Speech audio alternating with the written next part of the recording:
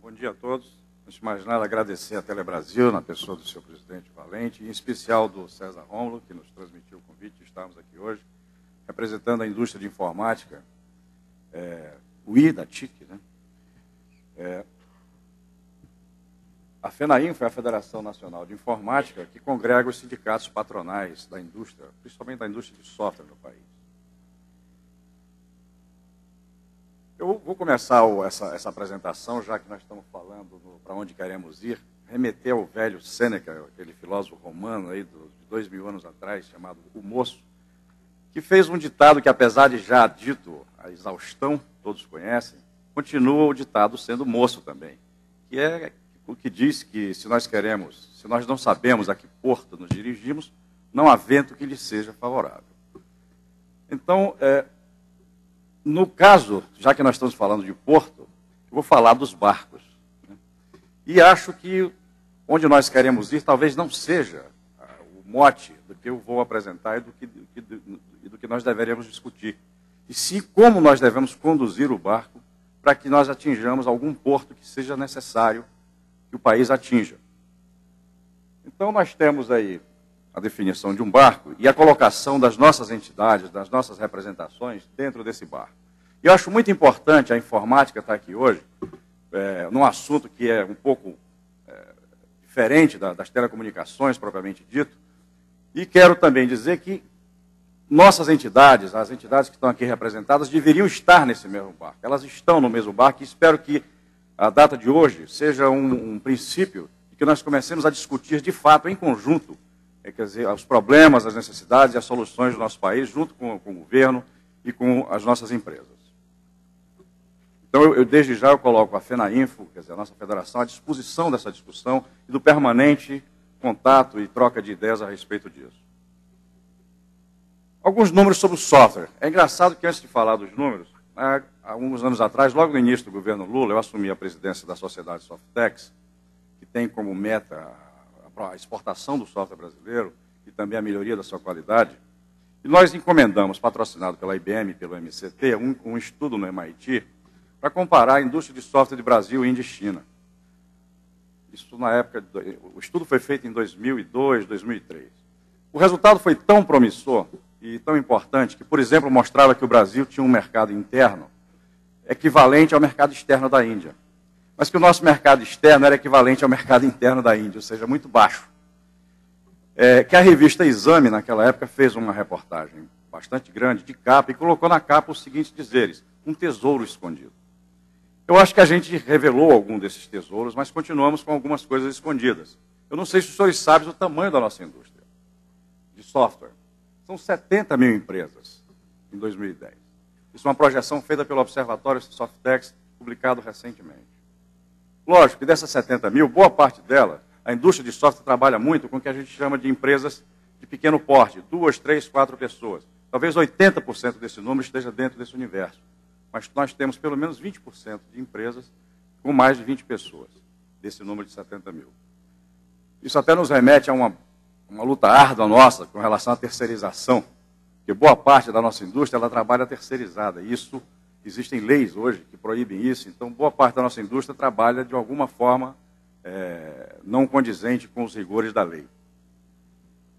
Desde 2003 nós crescemos 5% ao ano.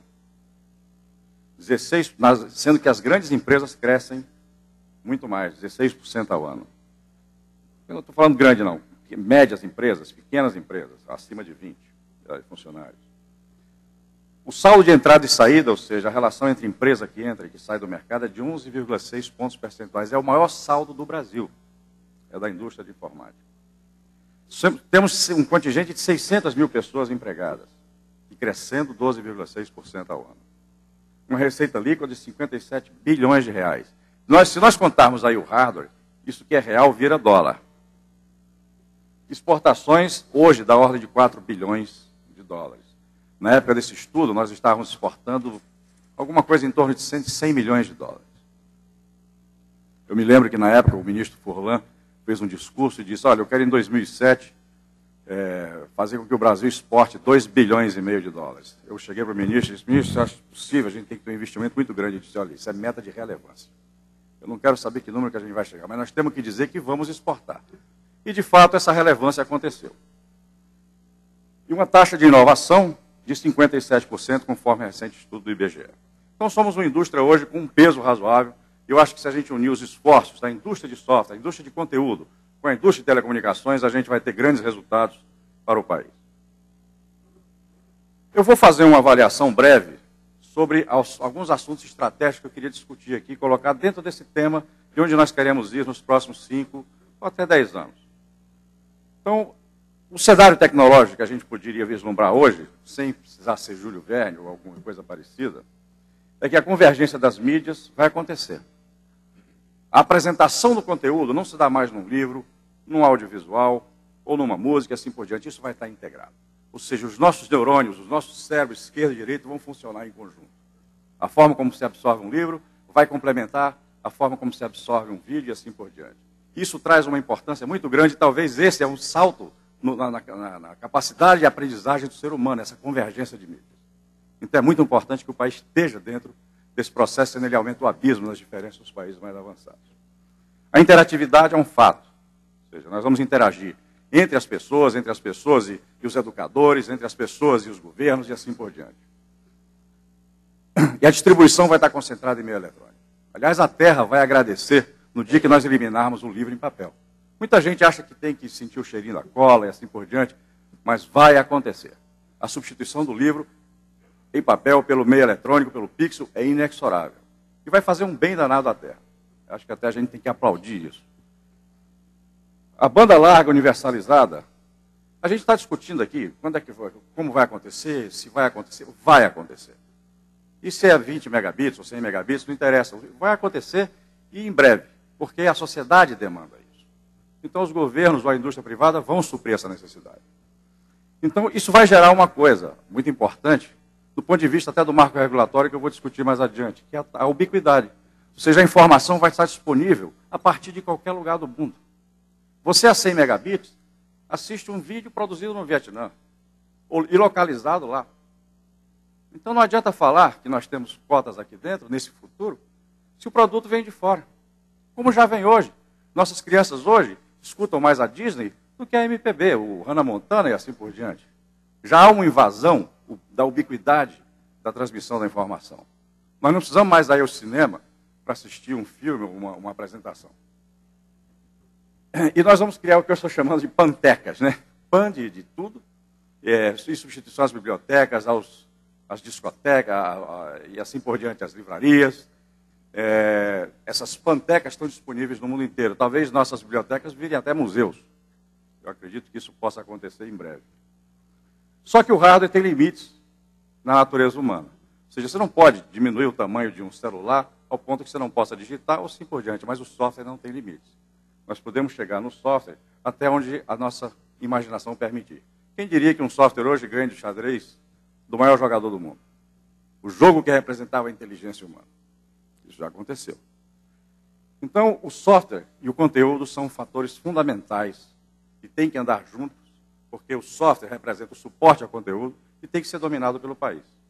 Até por questões da velha soberania, um termo que eu não gosto de usar, mas isso é um fato. Então, quais são as estratégias? Puxa, o tempo anda rápido.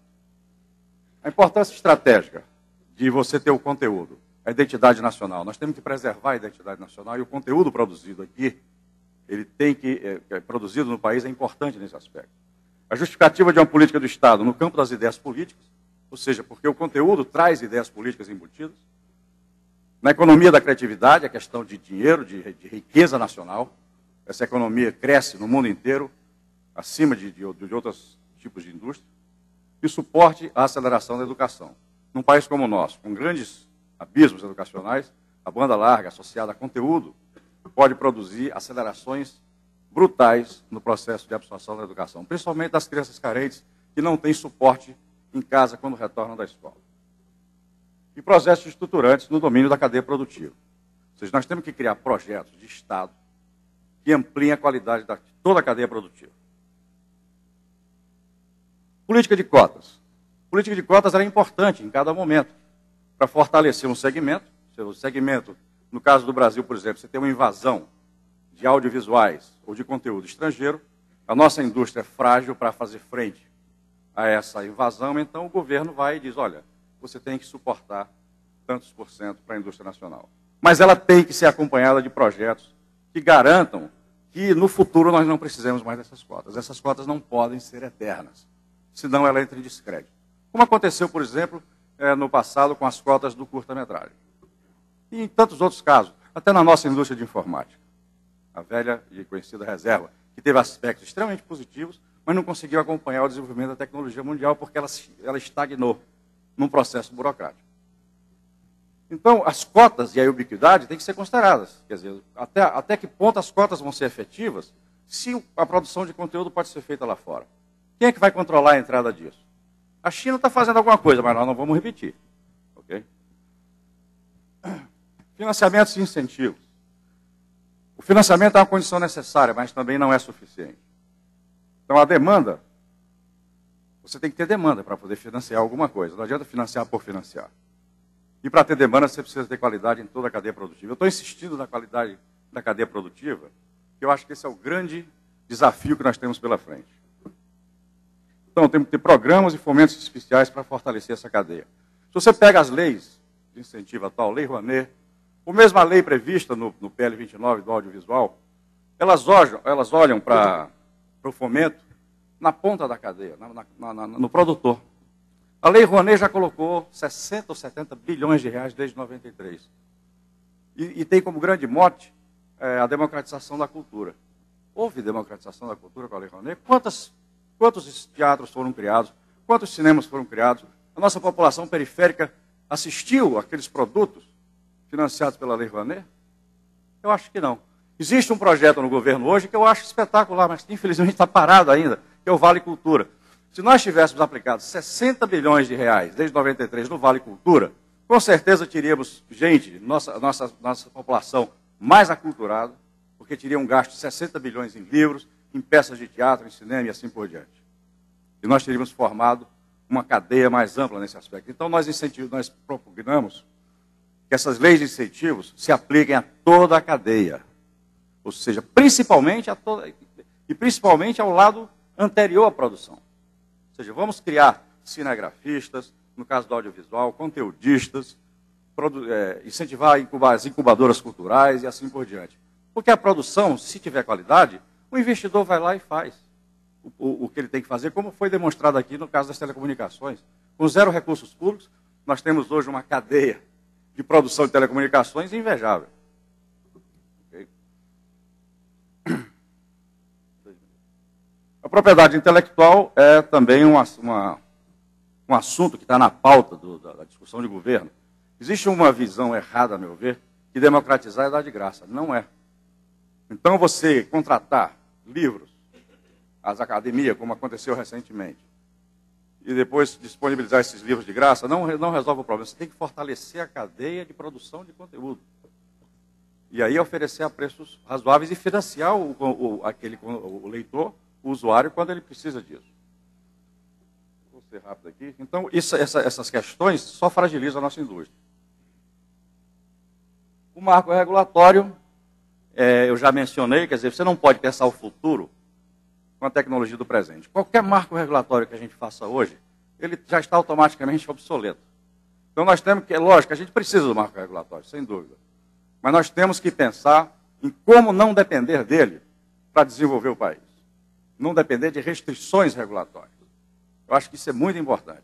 Então, nós temos que criar nossas próprias, digamos assim, nossos próprios músculos para fazer frente a todo o cenário internacional de produção de conteúdo e assim por diante.